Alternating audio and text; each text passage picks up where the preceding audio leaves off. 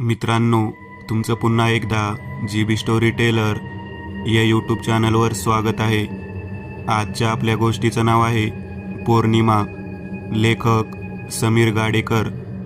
पण गोष्ट सुरू करण्याआधी जर कोणी या चॅनलवर पहिल्यांदाच आलेले असाल तर त्यांनी या चॅनलला सबस्क्राईब करायला विसरू नका. चला तर मग अजिबात वेळ न घालवता गोष्टीला सुरुवात करूया.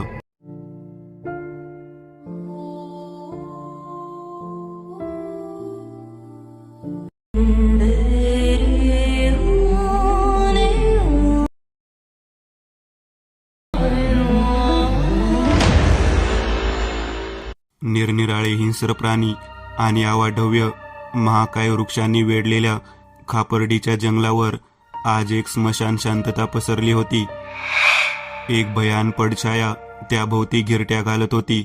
झाडाचे एक पानही हालत नव्हते, तर कुठे जंगली श्वापदांच्या शांतता भंग करणाऱ्या आवाजाचा मागमूसही लागत नव्हता. एरवी जंगल खेळतं ठेवणाऱ्या वाऱ्यानेही जणू आज त्या भागाशी काडीमोड घेतला होता. दिवस पौर्णिमेला असला तरी जंगलातून जाणाऱ्या पायवाटेवर पसरलेला चंद्रप्रकाश सोडल्यास त्या परिसराचा अधिकांश भाग हा गर्द काळोखात निद्रिस्त झाला होता. सर्वत्र पसरलेली शांतता, स्तब्धता जणू येणाऱ्या संकटाची पूर्वसूचना देत होती. जणू एका अघटिताची त्या जंगलासात चाहूल लागली होती. कुठल्याशा खरेदी विक्रीच्या व्यवहारासाठी तालुक्याच्या गावी गेलेला गंगाराम रात्र झाली तरीही आपली कामे आजच संपवायची हा चंग बांधून याच्या त्याच्या भेटीगाठी स्वाक्षऱ्या शिक्के घेत होता. सर्व व्यवहार आटोपून घरच्या रस्त्याला लागायला त्याला रात्रीचे 11 वाजले. तो बिचारा तरी काय करणार? काही अधिकाऱ्यांनी त्याला उशिराचा वेळ दिला होता. त्या गडबडीत रात्रीचे जेवणही त्याच्या पोटात गेले नव्हते. सर्व कामे आटोपून शेवटी तो गावाकडे निघाला. तालुका मागे सोडून खापर्डीकडे जाणाऱ्या वाटेवर पोहोचेपर्यंत 12 वाजले होते. तालुक्याला रामराम ठोकून त्याने अखेर गावचा रस्ता धरला. निपचित पडलेल्या सर्पाप्रमाणे भासणाऱ्या त्या नागमोडी रस्त्यावर 2 पावले आता जमीन तुडवायला लागली. हा रस्ता जंगलातून जात होता आणि खापर्डीला जाण्यासाठी तो एकमेव रस्ता होता. दिवसा या रस्त्याने थोडी वर्दळ असायची, पण रात्री फार कमी लोक या वाटेने जात होते. पौर्णिमेच्या लख्ख चंद्रप्रकाशात पायवाट उजळून निघाली होती. काळोखात बुडालेला आजूबाजूचा गर्द झाडीचा परिसर सावजावर डोळे ठेवून दबा धरून बसलेल्या एका हिंस्र प्राण्याप्रमाणे भासत होता. त्या स्तब्ध वातावरणात आता फक्त एकाच आकृतीची हालचाल चालली होती. त्या भयान शांततेत तोंडाने गाणं गुणगुणत तो निघाला. डोक्यात विचारांची गर्दी जमली असल्याने सभोवतालच्या भयान वातावरणाचा त्याच्यावर फारसा परिणाम झालेला नव्हता. तो आपल्याच धुंदीत मार्गक्रमण करत होता. वाटेवरील झाडे जणू डोळे रोखून त्याच्याकडे पाहत होते. फक्त एक रानगवा दूरवर खाली मान घालून उभा होता. एक टिटवी नजरेसमोरून सतत उडून जात होती. अन्यथा जंगलात सर्वत्र भयान शांतता पसरली होती. इतक्यात बाजूच्या झाडीतून गुरगुरण्याचा आवाज आला आणि गंगारामची तंद्री भंग पावली. तोंडातील गाणं थांबलं. चालण्याची गती मंदावली. तो सैरभैर झाला. भिरभिर इकडे तिकडे पाहू लागला. डोक्यातील विचारचक्र थांबले. आता तो खऱ्या जंगलात आला. आपण कुठल्या भयान वातावरणाचा भाग बनून राहिलो आहे याची त्याला जाणीव झाली. थोडा वेळ शांतता. तो पुन्हा चालायला लागला. थोडा वेळ जाते न जाते झाडीतून पुन्हा गुरगुर ऐकायला आली. तो आवाज भयंकर होता. कुठल्या प्राण्याचा असेल याचा अंदाज बांधणे कठीण होते. थोडा थांबून थांबून तो आवाज येत होता. आता मात्र त्याच्या काळजाचा थर कापून आला. कारण यावेळी तो आवाज अधिकच स्पष्ट आला होता. त्याने पावलांचा वेग वाढवला. हातातील फाईल छातीशी घट्ट धरली. चपलेचे अंगठे पायाच्या बोटांनी घट्ट पकडले. बाजूच्या झाडीतून त्याला समांतर एक पाठलाग सुरू झाला. तो काळी चिरणारा गुरगुरण्याचा आवाज आता वाढत चालला होता. अधिक स्पष्ट येत होता. थोड्याच अंतरावर उजव्या बाजूने झाडीतून कोणीतरी चालत होतं. झाडांच्या पानांची हालचाल होत होती. मध्येच एका झाडाची फांदी तटकन तुटली. नवे कोणीतरी तोडली आणि रस्त्यावर फेकली. ती फांदी धाडकन त्याच्या पुढ्यात येऊन आदळली. तो कचकन थांबला. फांदी ओलांडून भरभर निघण्याच्या गडबडीत फांदीत एक पाय अडकून तो पडला. फाईल बाजूला पडली, पण तो लगेच उठला. फाईल उचलून त्राण एकवटून जीवाच्या आकंताने पावले उचलायला लागला. गंगारामच्या अंगात भयाचा वणवा पेटला. हृदय धडधडीने फुटण्याच्या टप्प्यावर येऊन टेपलं. लटलटणाऱ्या शरीरातून घामाच्या धारा खालच्या दिशेने भरधाव निघाल्या. त्याची नजर फक्त पुढे रोखलेली असून त्याची अखंड पायपीट सुरू होती. छातीशी धरलेल्या फाईलमधील काही कागद घामाने भिजले, पण तिकडे लक्ष द्यायला त्याला वेळ नव्हता.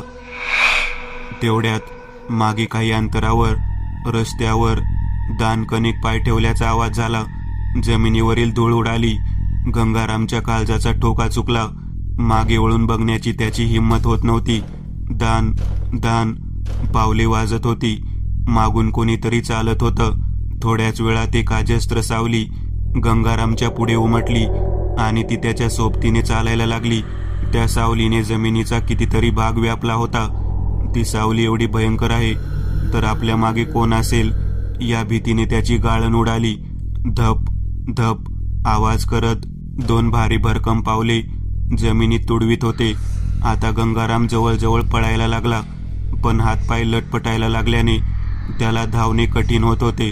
ती फाईल छातीशी घट्ट धरून तो शक्य तेवढा जोर लावून मार्ग काढत होता. निश्चित पडलेले जंगल बग्यांच्या गर्दीप्रमाणे चाललेला पाठलाग पाहत होते. तेवढ्यात अचानक पायवाटेवर काळोख पसरला. चंद्र ढगाआड गेला होता. अचानक निर्माण झालेल्या काळोखाने तो खूप भांबावला. वाट मिळेल तसा धावायला लागला, पण काही वेळातच अंगात काहीच त्राण शिल्लक नसल्याने तो धावण्याचा वेग मंदावून धपकन जमिनीवर बसला. श्वासोच्छ्वास तीव्र झाला होता. मागे चालणाऱ्या पावलांचा आवाज आता थांबला होता.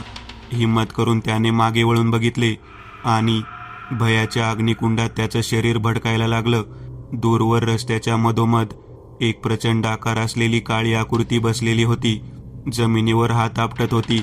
तो ताडकन उठला, सरळ धावायला लागला आणि अचानक लाईट यावी तसा पायवाटेवर पुन्हा चंद्रप्रकाश निर्माण झाला. चंद्र ढगाबाहेर आला होता. फुललेला श्वास, थरथरणारं अंग.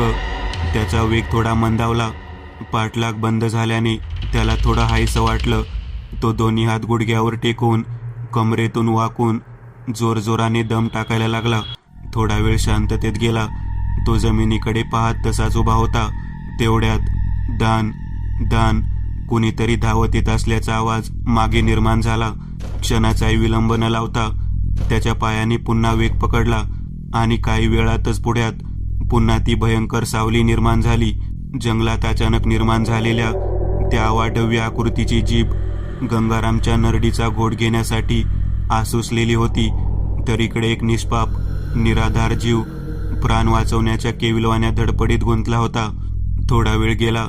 अचानक आकृतीच्या चालण्याचा वेग वाढला. गंगारामही पळून पुरता थकला होता.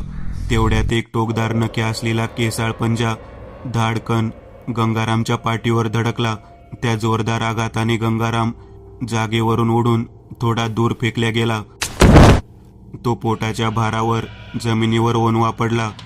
छातीवर आदळल्याने गंगारामने कड पेरला. मान वळवून मागे बघितले. पुढ्यात उभं ठाकलेलं ते अकराळ विक्राळ रूप पाहून त्याच्या अंगाचं पाणी पाणी झालं. काळजाला तडा गेला. साक्षात मृत्यू त्याच्या पुढ्यात उभा ठाकला होता. उघड्या डोळ्याने तो आपल्या आयुष्याचा भयंकर अंत पाहत होता. अंग थरथरत होतं. घामाचे लोट शरीरावरून निथळत होते.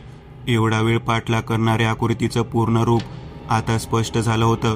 10 फूट उंच केसाळ शरीर, तोंडातून सुळे बाहेर आलेले, आग ओकणारे डोळे, हातापायाची नखे वाढलेली, रुंद जबडा, त्यातून बाहेर आलेली लपलप करणारी जीभ, असे अकराळ विक्राळ रूप 2 पायावर तोलून धरून तो नर लांडगा गंगारामकडे आदाशी नजरेने पाहत होता. अशा प्रकारचा लांडगा आजवर कुणीही पाहिला नसेल. त्याच्या एकंदर ठेवणीवरून तो मनुष्य आणि लांडगा यांच्या एकत्र मिश्रणातून निर्माण झालेलं नवीन रूप होतं. शरीर लांडग्याचं असलं तरी चालण्याची ढब मात्र माणसाची होती. जमिनीवर पडलेल्या गंगारामने आता शेवटची केविलवाणी धडपड चालवली. शरीर जमिनीला घासत तो मागे मागे सरकू लागला.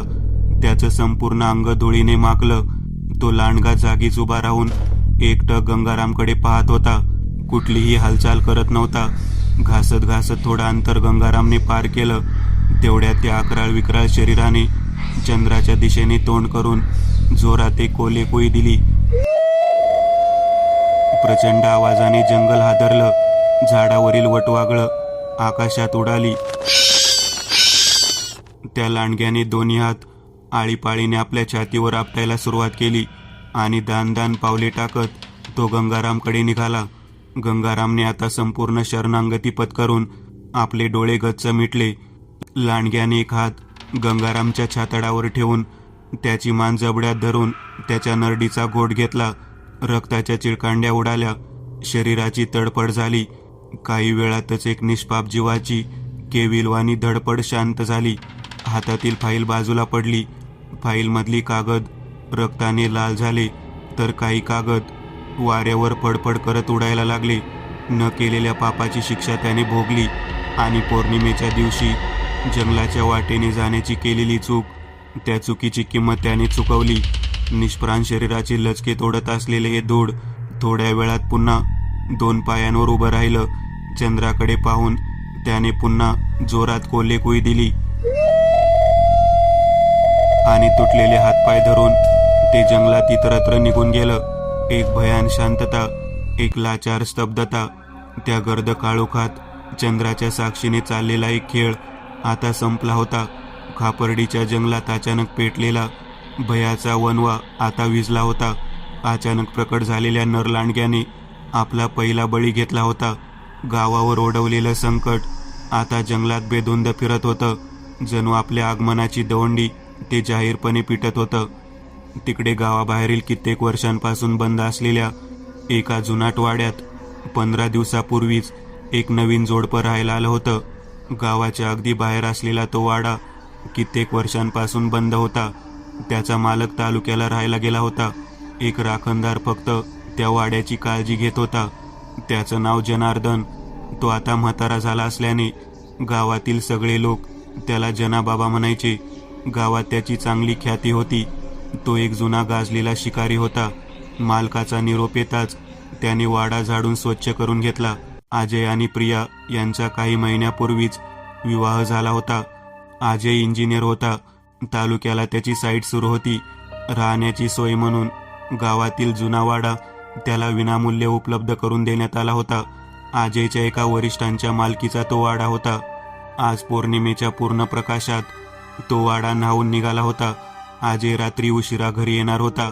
प्रिया एकटीच वाड्यात आपली घरकामं उरकत होती. त्या अवाढव्य वाड्यात तिला एक हुरहुर लागून राहिली. फार एकटं एकटं जाणवत होतं. सर्व कामं आटोपून ती बेडवर आडवी झाली. त्या प्रशस्त जागेत तिला लवकर झोप येत नव्हती. ती खिडकीतून एकटक बाहेर पाहत होती. वाड्याच्या बाजूला जंगल सुरू होत होतं. एक टेकडी बाजूला होती. भरपूर झाडी सुद्धा होती. झाडांच्या पानांची सळसळ घरात स्पष्ट ऐकू यायची. वाड्याच्या आजूबाजूला भरपूर मोकळी जागा होती. थोड्या अंतरानंतर गाव सुरू होत होतं. त्या सुनसान वातावरणात घोंगावणाऱ्या वाऱ्याने जमिनीवरील पालापाचोळा इकडे तिकडे उडत होता.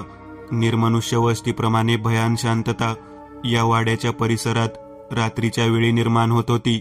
वाड्याच्या अंगणात पुढे लावलेला लाईट सोडला तर इतर भाग काळोखात बुडाला होता. बेडवर पडलेली प्रिया या कुशीवरून त्या कुशीवर घुटमळत होती. झोप तिच्या जवळपास फिरकायलाही तयार नव्हती. झोपताना तिने लाईट बंद केल्याने खोली संपूर्ण अंधार होता. त्या भयान अंधारात छताला टांगलेला एक जुनाट पंखा आपल्या घरघर आवाजाने शांततेचा भंग करत होता. खोलीचा ऐसपैस भाग रिकामाच होता. जास्त सामान तिथे नव्हतं. जुन्या बांधणीच्या त्या वाड्यात एक वेगळाच गंध पसरला होता. स्वयंपाक खोलीत एक डिम लाईट लावलेला होता. त्याच्या मंद प्रकाशात स्वयंपाकघरातील जुन्या कपाटांच्या सावल्या मुख्य खोलीच्या फरशीवर पडलेल्या होत्या. वाऱ्याच्या झोताने तो छताला अडकवलेला लाईट हालत होता. त्या हलण्याने खोलीतील फरशीवरील मंद प्रकाश मागे पुढे होत होता. कंटाळलेल्या प्रियाने कड फेरला आणि अचानक तिची नजर खिडकीतून वाड्याबाहेर असलेल्या झाडावर गेली. त्यावर एक घुबड बसलं होतं. ते एकटक वाड्याच्या खिडकीकडे बघत होतं. त्याची कुठलीही हालचाल होत नव्हती की नजर हटत नव्हती. या सुनसान रात्रीच्या वेळी तिला ते दृश्य काहीतरी अभद्र आणि अपशकुनी भासत होतं. तिने इकडे तिकडे बघून ते दृश्य टाळण्याचा प्रयत्न केला, पण राहून राहून नजर तिकडे जात होती. ते घुबडही आपली नजर इतरत्र फिरवायला तयार नव्हतं. शेवटी प्रिया खिडकी बंद करायला उठली. खिडकी बंद करणार तेवढ्या जोराचा वारा आला आणि अर्धवट बंद असलेल्या खिडक्यांची तावदाने जोरात आतमध्ये ढकलल्या गेली. तावदानं वाऱ्याच्या झोताने खिडकीवर आदळून आता खडखड आवाज व्हायला लागला. प्रियाच्या साडीचा पदर वाऱ्याने मागच्या दिशेने उडायला लागला. पदर सावरताना तिच्या बांगड्यांचा होणारा आवाज त्या खोलीत स्पष्ट ऐकायला येत होता. प्रियाने पूर्ण जोर लावून दोन्ही तावदानं बंद करून कडी घातली. खिडकी बंद होईपर्यंत ते घुबड तिच्याकडे टक लावून पाहत होतं. प्रिया बेडवर आडवी झाली. सोसाट्याचा वारा सुटल्याने बंद खिडकीचा तडाखे बसून धडधड धडधड आवाज येत होता. प्रियाने तिकडे दुर्लक्ष केलं. बेडवर घुटमळत रात्रीचे 12 वाजलेत. प्रिया पुरती कंटाळली होती. शेवटी पुन्हा कड फिरणार इतक्यात छतावर कोणीतरी चालत असल्याचे आवाज यायला लागले. तिच्या छातीत धडकी भरली. कान टवकारून ती ऐकायला लागली. कोणीतरी वाड्याच्या छतावरून एका बाजूकडून दुसऱ्या बाजूकडे पावले टाकत जात होतं. त्या पावलांचा आवाज स्पष्ट ऐकायला येत होता. तिला घाम फुटला. तिने पांघरून ओढून घेतलं. हृदय धडधडायला लागलं होतं. थोड्याच वेळात आवाज बंद झाले, पण प्रियाच्या मनात भीतीने काहूर माजले. कोण असेल वरती? चोर, दरोडेखोर वा एकटी बाई घरात बघून वाईट विचारांनी पछाडलेला कोणी विकृत? जनाबाबाला म्हणजेच राखणदाराला आवाज द्यावा का? पण बेडवरून उठून दरवाजा उघडण्याची तिची हिंमत होत नव्हती. कदाचित ती व्यक्ती उघड्या दारातून आत घुसली तर? इतक्या जोराने वारा आला. खिडकी पुन्हा धडधड वाजायला लागली. प्रियाचं हृदयही भीतीने त्या खिडकीप्रमाणेच धडधडायला लागलं. वारा शांत झाला. पुन्हा एक भयान शांतता. फक्त पंख्याची घरघर. पांघरुणाखाली प्रिया घामाने ओली चिंब झाली होती. छतावरती कोण होतं अथवा आहे या प्रश्नाने भीतीने तिच्या मनात घर केलं.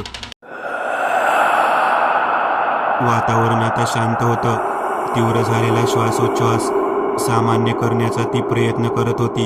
इतक्या स्वयंपाकघरात फळीवर ठेवलेला तांब्या धाडकन जमिनीवर आदळला. तिच्या काळजात धस झालं. तो आवाज वाड्यात घुमला. प्रियाचे हातपाय लटपटायला लागले. तिने दोन्ही हात छातीच्या जवळ आणले. पाय पोटाशी घेऊन गच्च पांघरून घेऊन ती त्या चादरीखाली थरथरायला लागली. तो तांब्या गोल फिरत घरंगळत एका कोणत्यात जाऊन पडला. तो उचलून ठेवायचं धाडस तिच्यामध्ये उरलं नव्हतं. फळीवर उंदराची खुडबुड ऐकायला येत होती. झाडावरील घुबड, वाऱ्याने वाजणारी खिडकी, छतावर कोणीतरी चालत असल्याचे आवाज, फळीवरून पडलेला तांब्या, या सर्वांचा एकत्रित परिणामाने भीतीचं एक अदृश्य वलय प्रियाभोवती निर्माण झालं होतं. पुन्हा खोलीत शांतता निर्माण झाली. ती तांब्याच्या दिशेने शून्यात हरवल्याप्रमाणे पाहत होती.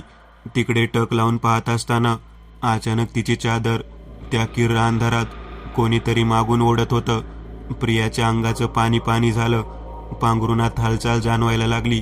थरथरणारे हातपाय घट्ट धरून, चादर दाताखाली गच्च धरून ती होणारी हालचाल अनुभवत होती. अचानक तिने पाय झाडला. त्या सरशी आवाज झाला. एक काळं मांजर तिचं पांघरून तोंडात धरून ओढत होतं. प्रियाने सुटकेचा निश्वास सोडला. त्या मांजराचे सोनेरी डोळे चमकत होते. काळ्या रंगाने ते मांजर अधिकच भयान वाटत होतं आणि डोळे फाडून तिच्याकडे बघत होतं. घरात एकटं वाटू नये म्हणून सोबतीला मन रमवण्यासाठी ते मांजर आजयने आणलं होतं. तिने त्याला बेडखाली हुसकावून लावलं आणि पाय सरळ केले. पुन्हा खोली शांतता निर्माण झाली. घामाने बेडशीट ओली झाली होती. ती जोरजोरात श्वास घ्यायला लागली होती. बराच वेळ शांततेत गेला. श्वासोच्छ्वासाचा वेग कमी झाला. थोडं रिलॅक्स व्हायला लागल्यावर तिने कड फेरला आणि निवांत झोपायचा प्रयत्न केला. थोडा वेळ गेला. वारा सू सू करत इकडे तिकडे पळत होता. तिच्या हृदयाची धडधड थांबली. ती सामान्य श्वास घ्यायला लागली. विचारात गडून गेलेली, पण तिचे डोळे सताड उघडे होते. तेवढ्यात मध्येच ते काळं मांजर खोलीतून एका दिशेकडून दुसऱ्या दिशेकडे म्याव म्याव करत निघून गेलं. एक भयान शांतता. प्रिया आपल्याच विचारात अतिशय गळून गेलेली असतानाच प्रियाच्या गालावर काही थेंब टपकायला लागले. प्रिया तंद्रीतून जागी होईपर्यंत बरेच थेंब गालावर जमले. ते चेहऱ्यावर ओघळायला लागले. प्रिया भानावर आली व तिने गालाला हात लावला. काहीतरी जाणवलं. पाणी कसं काय गळतंय म्हणून तिने मोबाईलचा टॉर्च सुरू केला. त्या प्रकाशात तिने हाताकडे बघितलं आणि जागेवरच शॉक बसावा तसा जोराचा झटका तिला बसला. तिचा संपूर्ण हात रक्ताने माखला होता. तिने छताकडे बघितलं.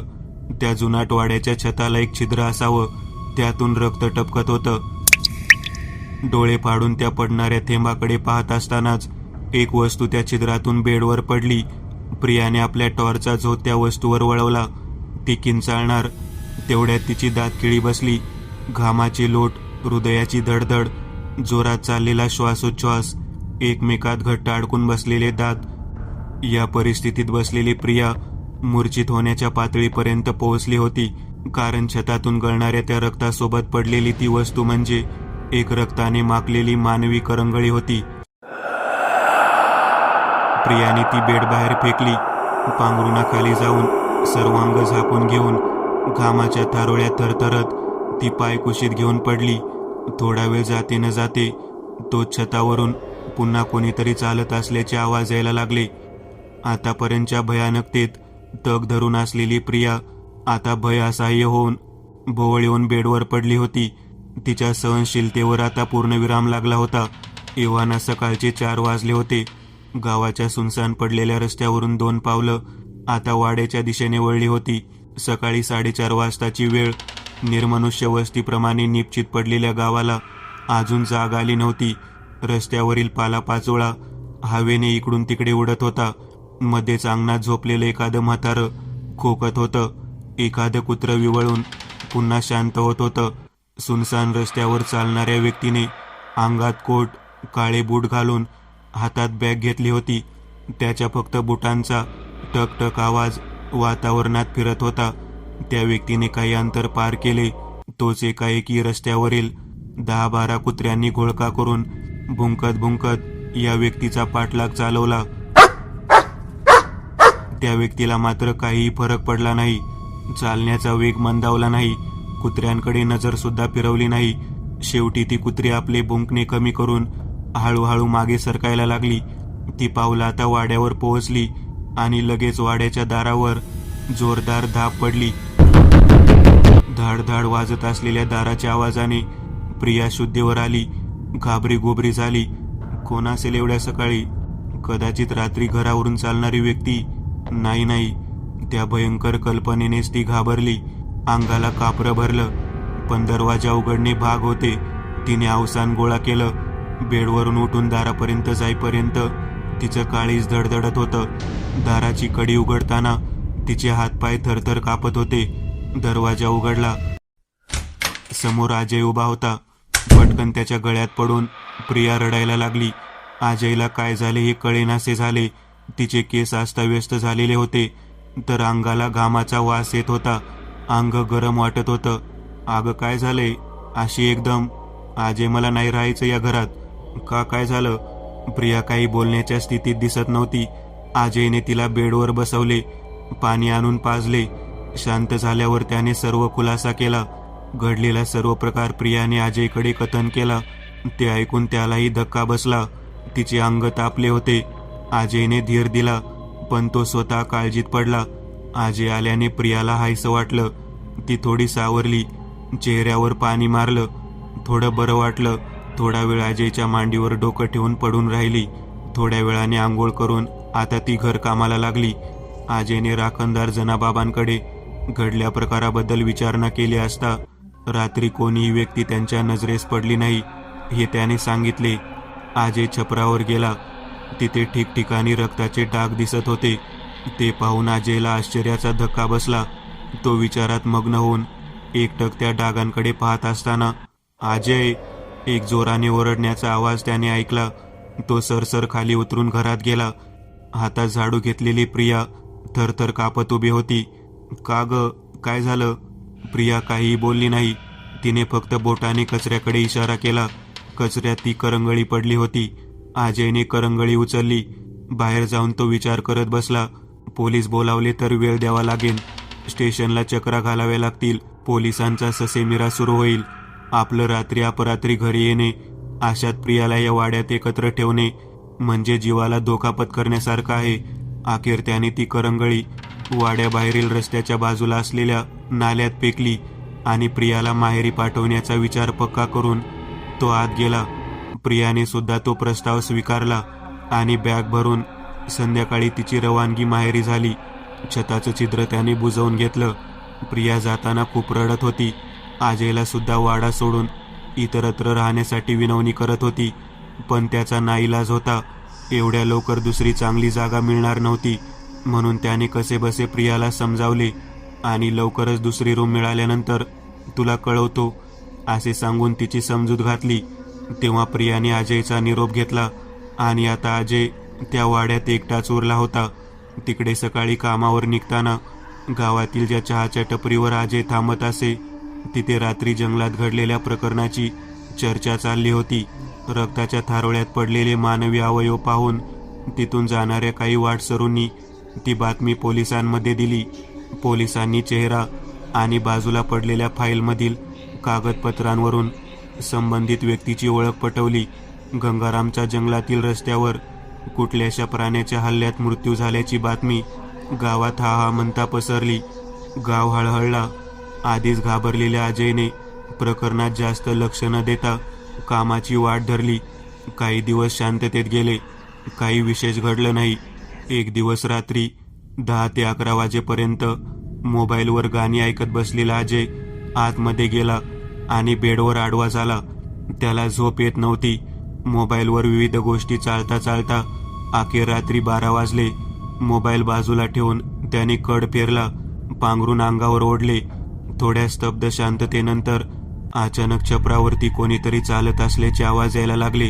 अजयच्या काळजाचा ठोका चुकला. त्यालाही आज पहिल्यांदा या वाड्यात भीती वाटायला लागली. थोड्या वेळाने ते आवाज थांबले, पण अजयची झोप उडाली. प्रियाची काय अवस्था झाली असेल याची कल्पना त्याला आता आली.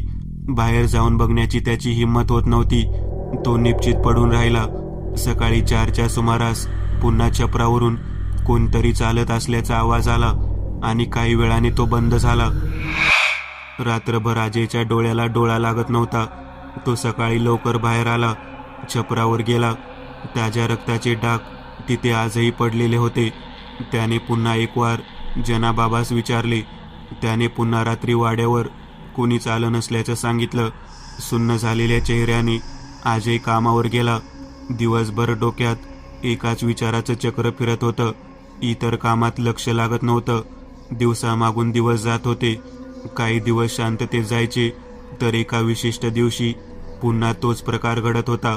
आपल्याला कुठली इजा होत नसल्याने त्या प्रकाराचे भय देखील मनातून हळूहळू कमी झाले होते. परिणामी वाडा सोडण्याचा विचार त्याने सोडून दिला. लांडग्याच्या हल्ल्यात मरणाऱ्यांची संख्या वाढत चालली होती. आतापर्यंत 5 बळी गेले होते. मनात एक कुतूहल घर करून राहिलं होतं.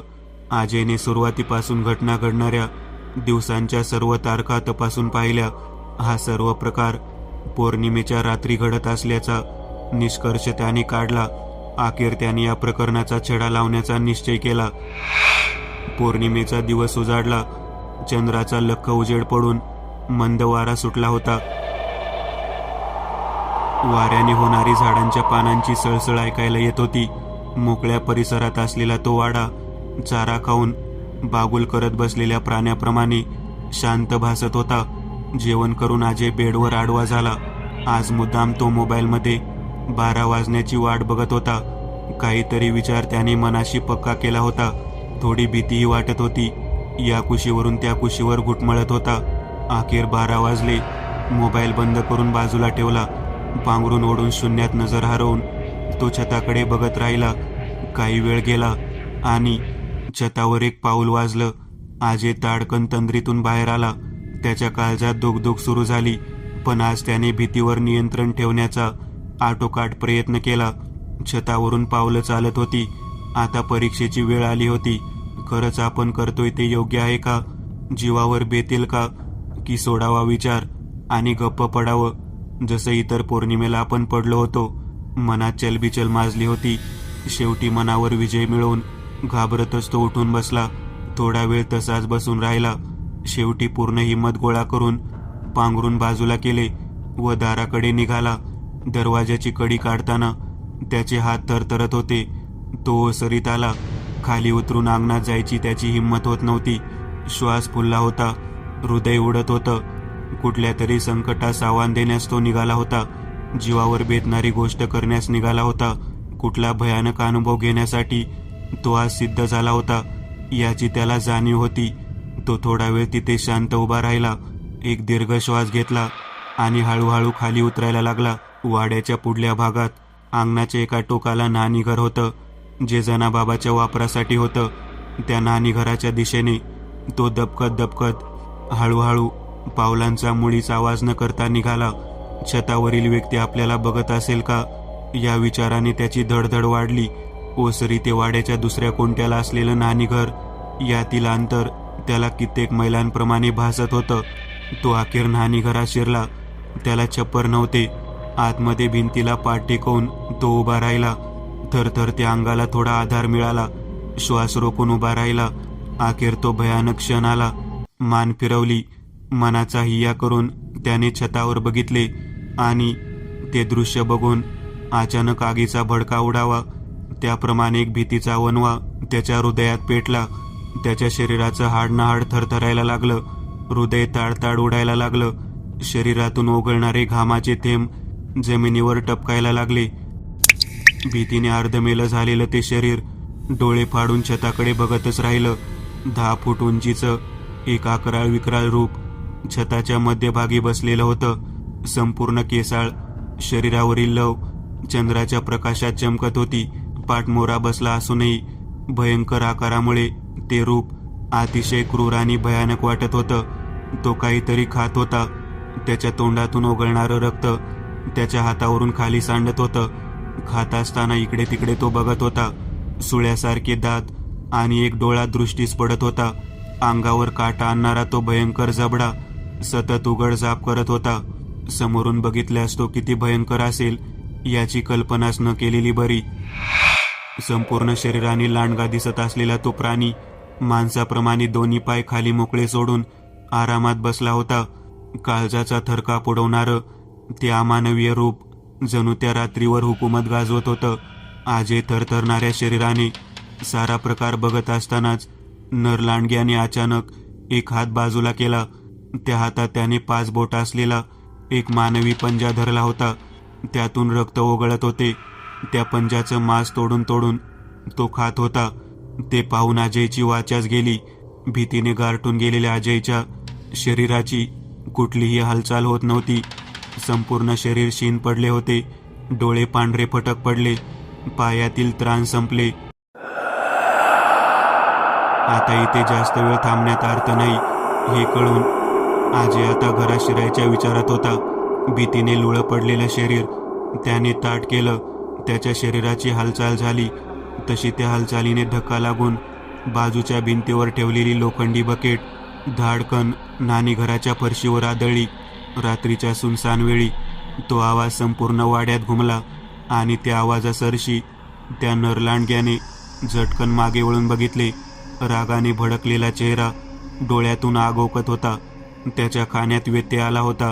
क्रोधिष्ट होऊन तो न्हाणीघराकडे बघत होता. त्याचा पूर्ण चेहरा आता प्रकाशात आला होता. तो भयानक अवतार पाहून अजयची दातखिळी बसली. तो जोरजोराने श्वास घेत होता तर तो लांडगा हालचाल करायच्या बेतात होता. हातातील मांस दूर फेकून तो जागेवरून उठला आणि 4 पायांवर रांगत अजयच्या दिशेने निघाला. अजयचं शरीर आगीतून निघाल्याप्रमाणे धावायला लागलं. दरवाजातून आत घुसून त्याने खाडकन दार बंद केलं. मोठा टेबल ओढून दरवाजाच्या बाजूला लावला. बेड ओढून टेबलाच्या बाजूला लावला. तेवढ्यात अंगणात धपकन आवाज आला. त्या विचित्र प्राण्याने आता अंगणात उडी घेतली होती. दारावर जोरजोरात धडका पडायला लागल्या. दारावर टेकवलेला टेबल आणि बेड खलखल हालायला लागला. त्या धाडधाड होणाऱ्या आवाजासरशी अजयचं हृदय सुद्धा धडधडत होतं. घामाने ओलाचिंब झालेलं शरीर घेऊन तो बेडखाली पाय पोटाशी घेऊन लपून बसला. लांडगा दारावर हातपाय झाडायला लागला. अजयच्या हृदयाचे टोके वाढले. आपण केलेली चूक आपल्याला भोवणार या विचाराने हातपाय लटलटायला लागले. थोड्या वेळानंतर ती धडधड थांबली. थोडा हायसं वाटून अजयने पाय सरळ केले. ताकद संपवून एखाद्या प्रेताप्रमाणे जमिनीवर तो निश्चित पडला होता. तेवढ्यात खोलीच्या उघड्या असलेल्या खिडकीजवळ एकाएकी अंधार निर्माण झाला. त्या खिडकीतून एक केसाळ पंजा आत आला. अजय पुन्हा हादरला. पाय पोटाशी गेले. त्या पंजापाठोपाठ क्रूर भयानक डोळे, भारदस्त जबडा, त्यातून बाहेर आलेली लपलप करणारी जीभ खिडकी बाहेर दिसायला लागली. खिडकीच्या दुसऱ्या बाजूला नर लांडगा जीभ रागात उभा होता. अजय भीतीने मागे मागे सरकायला लागला. पण मागे टेबल आणि भिंत असल्याने मागे सरकणे शक्य होत नव्हते. घामाचे ओघळ जमिनीवर वाहू लागले. त्याने डोळे गच्च मिटले. जुन्या बांधकामाची मजबूत भिंत तुटणे शक्य नव्हते. लांडग्याने डोके खिडकीच्या गजांवर आपटणे सुरू केले. पण खिडकी तुटायचं नाव घेत नव्हती. सर्व प्रयत्न व्यर्थ होऊन शेवटी तो लांडगा निघून गेला. जागीच थिजलेला अजय साक्षात मृत्यूच्या जबड्यातून परत आला होता. जीवनातील सर्वात भयंकर अनुभव घेऊन तो घायाळ झाला होता. पण या सर्व प्रकरणात अजून एक अनुभवलेली गोष्ट त्याच्या मनाला त्रास देत होती. अजून एक दृश्य त्याच्या दृष्टीस पडलं होतं, जे त्याच्या नजरेसमोरून जात नव्हतं. ते त्याला अस्वस्थ करत होतं.